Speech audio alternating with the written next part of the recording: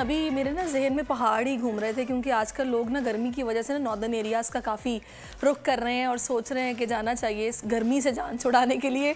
तो मेरे सामने जो खबर आई है वो भी कुछ पहाड़ों से रिलेटेड ही है। कोपे माई की दुनिया में अब पाकिस्तानी ख़वातीन अपना लोहा मनवा रही हैं।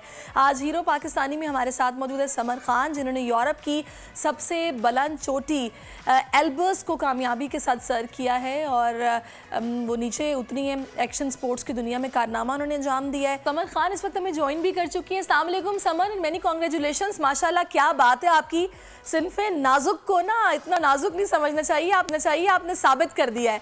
ऐसा ही है? अस्सलाम वालेकुम, बहुत शुक्रिया, thank you so much for having me today. तो समर मुझे बताइएगा कैसा एक्सपीरियंस आपका रहा, ये शौक आपको कब से था? I am pursuing action sports since 2016 और मैंने स्टार्ट माउंटेन बाइकिंग से किया था एंड इवेंचुअली फिर मैंने इसमें स्नोबोर्डिंग भी ऐड किया। बाइकिंग, हाइकिंग, मुझे तो लग रहा है कि आप कुछ अलग करना चाह रही थी, तो मैं आई थिंक सो आपने हाइकिंग का है, right? I do mountain biking and snowboarding professionally. Winters में हमारा स्नो स्पोर्ट्स होता है स्नोबोर्डिंग, और समर्स में माउंटेन बाइकिंग।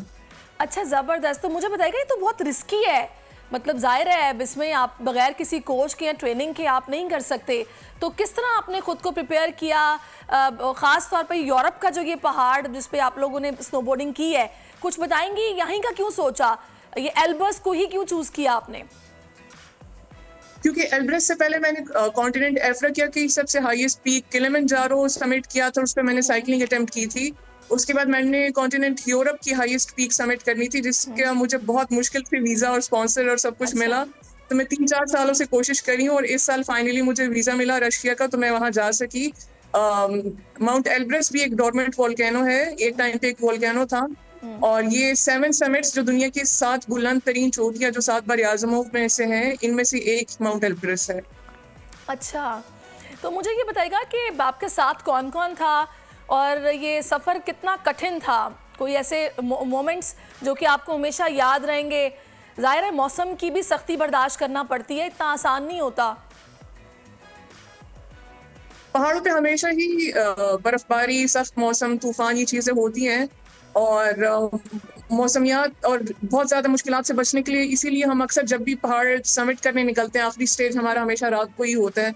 हम रात को 1 या 2 बजे निकलते हैं अपने हेड टॉर्चेस लगा के अंधेरे में, क्योंकि उस टाइम थोड़ा वेदर स्टेबल होता है, हम बर्फ़ पे चलने के काबिल होते हैं, वो मेल्ट नहीं हुई होती।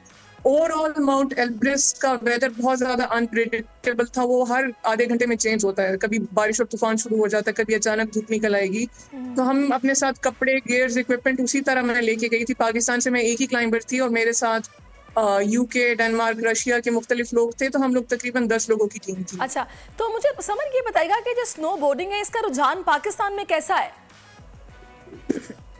आपको शायद हैरानी हो, क्योंकि 2018-19 में पाकिस्तान में सबसे पहले स्नोबोर्डिंग जैसे इंट्रोड्यूस की वो मैं थी, और मेरे पास दुनिया में मैं एक ही, मतलब पाकिस्तान में एक ही एथलीट थी जिसके पास प्रॉपर स्नोबोर्ड किट थी, जो मुझे एक ट्रेनिंग से मिली थी।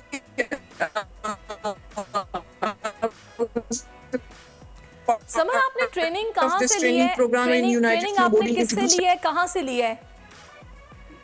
स्नोबोर्डिंग की ट्रेनिंग तो, क्योंकि आपको पता है एक्शन स्पोर्ट्स एक बहुत नई फील्ड है पाकिस्तान में, इस तरह कोई खास कॉन्सेप्ट के अवेयरनेस नहीं है, तो मैंने अपनी सारी यूट्यूब मोस्टली जो सारी अपनी स्नोबोर्डिंग है यूट्यूब वीडियोस से सीख के की है, और खुद ही मुझे तकरीबन 3 से 4 साल लगे प्रॉपर स्नोबोर्डिंग सीखने में, बैलेंस करने में, टर्न्स करने में, टेक्निकल नॉलेज सीखने में, क्योंकि हमारा कोई कोच है नहीं। और अभी मैंने खुद कुछ लड़कियों को सिखाया जितना मुझे आता था, तो अभी पाकिस्तान में हार्डली कोई 3-4 लड़कियां होंगी जो मुझे समझ इस बात पे बड़ी आई एम रियली सरप्राइज्ड कि आपने, ठीक है, आपने जो कुछ किया वो अपने बलबूते पर किया और यूट्यूब से देखकर आप सीखती रही हैं। अनडाउटेडली आप बहुत इंटेलिजेंट और बड़ी करेजियस हैं, लेकिन ये बड़ा रिस्की है कि आप इस तरह किसी माउंटेन को जनाब सर करने चले जाएं, और वो भी स्नोबोर्डिंग से, जिसका कोई स्पेशल कोई ऐसा कोच या फिर कोई ऑफिशियल जो कि आपकी एक मोरल सपोर्ट के लिए भी आपके साथ ना, और बस आप निकल गए।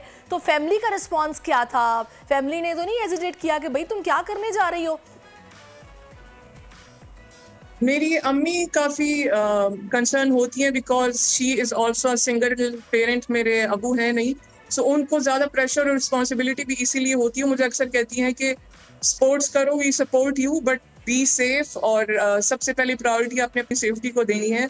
सो ये काम तो बड़ा रिस्की है, लेकिन इसके लिए मुझे बहुत ज़्यादा रिसर्च करनी पड़ती है, क्योंकि बहुत बड़ा माउंटेन है, आपको स्टडी करना पड़ता है, खाइयाँ कहाँ पे है, पत्थर कहाँ पे हैं, आप कौन सी ऐसी सेफ लाइन चूज करेंगे जिसमें आपको खतरा ना हो और आप सेफली नीचे उतर सकें। तो इसलिए मैंने वहाँ की जितने भी स्कीयर्स और स्नोबोर्डर्स से पहले मैंने उनसे पूछा कि मैं किस एंगल से या किस डायरेक्शन से नीचे उतरूंगी, क्योंकि नॉर्थ ईस्ट वेस्ट बहुत सारी साइड्स होती हैं, सो आपको चेक करना होता है। अच्छा, very sorry to interrupt you, लेकिन मैंने एक चीज़ नोटिस किया, हमारे यहाँ कुछ खेल ऐसे हैं कि जो शायद पाकिस्तानी ये तासुर उनके जहनों में है कि ये बस गोरा जो है ना ये वही कर सकता है, ये शायद हमारे बस की बात नहीं है, ना हमारा लैंडस्केप इस तरह का है, हालांकि हमारे यहाँ सब कुछ है, हम सब कुछ कर सकते हैं।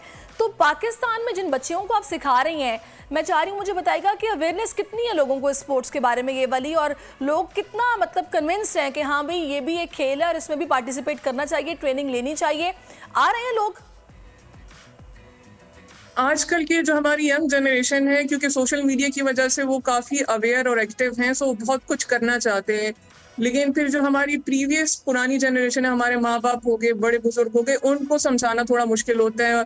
उसके लिए पहले मुझे कम्युनिटी टॉक्स करनी पड़ती हैं, उनसे मिलना पड़ता है, उन्हें समझाना पड़ता है इसका फ़ायदा क्या है, मैंने अपनी फील्ड में क्या कुछ किया है, या like how am I able to bring the honour home, मैंने कितनी चैंपियनशिप्स जीती हैं, अवार्ड जीते हैं, मेरी फैमिली को कितनी रिस्पेक्ट मिलती है।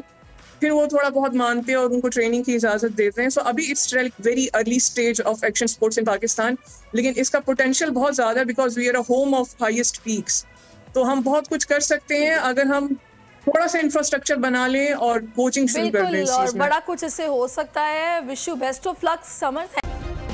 सब्सक्राइब करें और बेल दबाएं ताकि कोई खबर रह न जाए।